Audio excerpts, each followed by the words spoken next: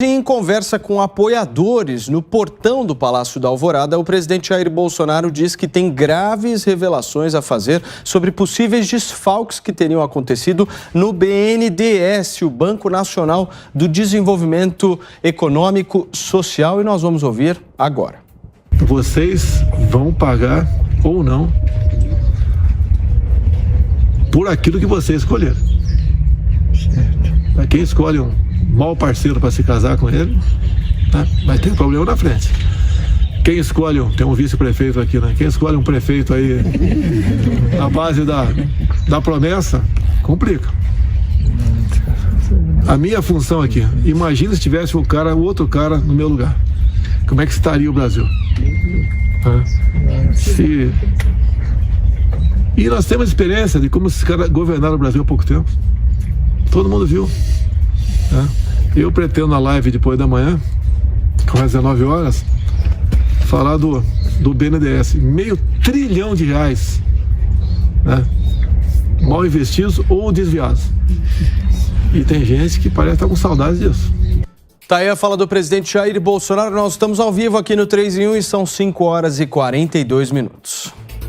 Bruna, como é que você viu essa sonora que a gente exibiu agora aqui no programa? Pré-campanha, né, Paulo? De fato, é importante, eu acho que essa deve ser a tônica da campanha, tanto do Moro quanto do Bolsonaro, de fato, relembrar todos os estragos que os governos petistas operaram no Brasil. E o péssimo investimento que se fez via BNDES em obras ou temas que não eram de assunto, não eram de interesse do brasileiro, não eram de interesse do povo, foi uma das marcas da administração petista. Não importa se formalmente a maneira como esses recursos foram aplicados foram legais, tá?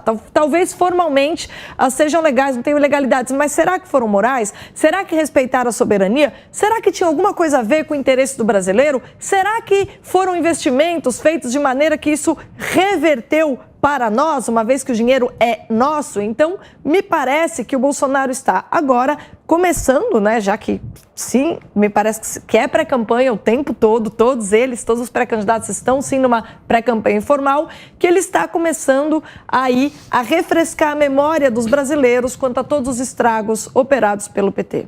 O Piperno é pré-campanha ou não? É claro que é pré-campanha. Eu fico muito na expectativa, muito preocupado, para falar a verdade, quando o presidente anuncia com toda a solenidade que ele vai fazer uma importante revelação na tal da live da quinta-feira. Porque a gente sabe que o histórico dele em relação a essas lives, quando ele promete muito, traz muito mais de curiosidade do que, de fato, alguma coisa real. Por exemplo, aquela das urnas eletrônicas, vou revelar as fraudes. A gente está aguardando até hoje.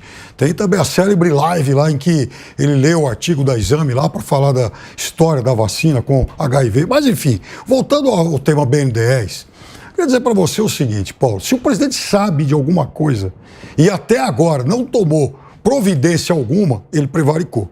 Ou então, é o que disse a Bruna, não há ilegalidade, mas lá alguma operação que você possa contestar a moralidade, a prioridade, o fato de ter beneficiado ou não algum tipo de aliado e tal. Tudo bem, se houve isso, então conte para a nação exatamente. Aliás, eu duvido que também traga muita coisa inédita, porque nesses últimos anos já se falou muito sobre essas operações. E outra coisa, Paulo, R$500 bilhão, como ele disse, é mais ou menos o valor de mercado da Petrobras. É difícil alguém conseguir esparramar de forma ilegal essa dinheirama toda. Última coisa. O PT consegue. Eu acho difícil, Bruna. R$500 bilhão. E aí, Bruna, eu vou até te dar um dado. O PT deve ser afastado da política nacional. Em janeiro de 2020, o presidente aí, o Gustavo Montezuma, né, o amigo lá da família Bolsonaro, o presidente do BNDES, ele contratou uma auditoria. Vamos lá, tem contratos lá da JBS, vai ter um monte de escândalo e tal. Gastou R$42 milhões para fazer essa auditoria. Sabe o que ele achou? Nada. Então, vamos ver se agora o presidente Bolsonaro traga fatos novos, porque na primeira tentativa não conseguiram absolutamente nada de legal. Fala, Serrão. Vamos aguardar a revelação mais completa da roubalheira. Tanto no BNDES quanto na Petrobras, a história completa não foi ainda contada. Será? Petrobras, eu pretendo dar uma grande colaboração para contar tudo o que deveria ter sido apurado, foi claramente, oficialmente denunciado pelos canais normais e a apuração da roubalheira não aconteceu. Então, isso é muito grave. No caso do BNDES, tem um problema adicional. Vários dos contratos que foram firmados e que contêm essas irregularidades que o presidente Bolsonaro deve apontar amanhã, eles entraram na proteção de sigilo de Estado. Então, tem muitas informações que não poderão ser divulgadas. Mas o tamanho do prejuízo que o povo brasileiro, que o contribuinte brasileiro vai ter de pagar, isso aí vai ter que ficar bem claro. E também o modus operandi desse esquema internacional do BNDES. Porque qual era o esquema? O BNDES financiava obras lá fora e lá fora os bandidos brasileiros, junto com as empreiteiras, seus advogados e seus cleptocratas, roubavam o dinheiro e jogavam lá nos paraísos fiscais.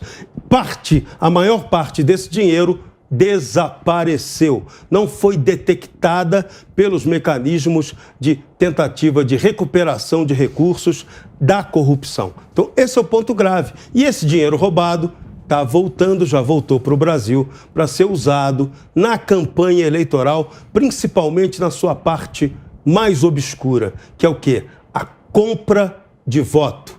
Isso aí o sistema eleitoral oficial não detecta, mas é assim que se elegem os bandidos. Ô Constantino, eu quero saber se você concorda com essa afirmação do Piperno de que é difícil distribuir R$500 bilhão de reais. Trilhão. Meio trilhão de reais em corrupção. É difícil ou não é?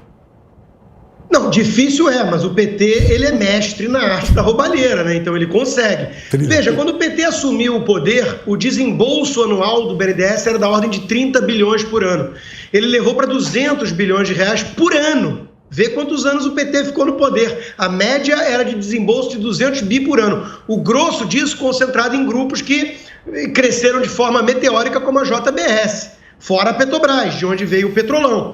Então tinha uma imagem que circulava muito à época de um iceberg, onde o Petrolão e o Mensalão eram as partes visíveis do lado de fora, e embaixo estava o BNDES. A gente sabe que ali teve muito esquema, ainda que esquema com verniz de legalidade. Né, empréstimos de bilhões para construir metrô em Caracas, porto em Cuba, tudo isso era esquema. Tudo isso é óbvio que era esquema e que o PT meteu a mão na grana de alguma maneira. Né? E foi uma maneira também de pedalada fiscal que o PT encontrou, porque subia a dívida bruta sem subir a dívida líquida do governo, porque o BNDES repassa o dinheiro e o governo, o Tesouro, vira credor do BNDES. Né? Então é uma forma que o PT encontrou de inflar a dívida do país sem aparecer na dívida líquida. Eu mostrei muito isso à época, o gráfico da dívida bruta e da dívida líquida. Né? Então foi um truque, foi um esquema de desvio de bilhões. Eu não sei se o presidente vai trazer alguma bomba, alguma novidade, mas mesmo que seja coisa requentada com uma narrativa eleitoral, é um resgate dos fatos. É a verdade, o PT usou o BNDES para muito esquema. E, Paulo, eu só não queria ficar devendo aqui uma circunstância em que um cala-boca se faz necessário. Por exemplo, se uma mulher virar e falar que um monstro estuprador de crianças como o Champinha é uma vítima da sociedade. Nessa ocasião, um cala-boca Magda se faz, talvez, aceitável. Mas eu acho que a gente pode passar por essa, né, Constantino? Não cabe mandar nenhuma mulher calar a boca, independente se ela seja esquerdista ou de direita. Mas hoje em dia o conceito de mulher é fluido, viu, Paulo? Mas